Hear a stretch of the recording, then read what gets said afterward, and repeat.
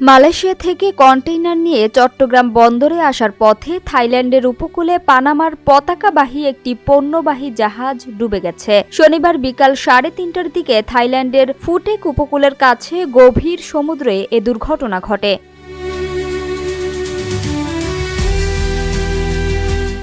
ডুবে যাওয়া জাহাজটির নাম এমভি সিলেড আর্ক। জাহাজটির দৈর্ঘ্য 115 মিটার। জাহাজটিতে বাংলাদেশি আমদানিকারকদের মোট 297 একক কন্টেইনার পণ্য ছিল।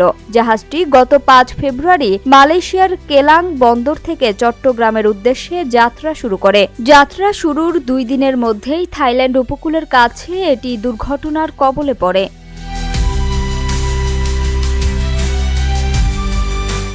বাংলাদেশে জাহাজটির স্থানীয় এজেন্ট আলভি লাইন্স বাংলাদেশের ব্যবস্থাপক মোহাম্মদ মুকুল হোসেন বলেন, ফুটেক উপকূল থেকে প্রায় 4 নটিক্যাল মাইল দূরে গভীর সমুদ্রে জাহাজটি হঠাৎ কাত হয়ে পড়ে এবং এক পর্যায়ে ডুবে যায়। পরিস্থিতি বিবেচনায় জাহাজের ক্যাপ্টেন জাহাজটি পরিত্যক্ত ঘোষণা করতে বাধ্য হন। দুর্ঘটনার পরপরই নিকটবর্তী একটি মাছ ধরার নৌযান এবং থাই নেভির একটি উদ্ধারকারী দল দ্রুত উদ্ধার কাজ শুরু করে। এতে জাহাজে থাকা 116 জন নাবিককে নিরাপদে উদ্ধার করা সম্ভব হয়। উদ্ধার হওয়া নাবিকদের ফুটেকের একটি হোটেলে রাখা হয়েছে।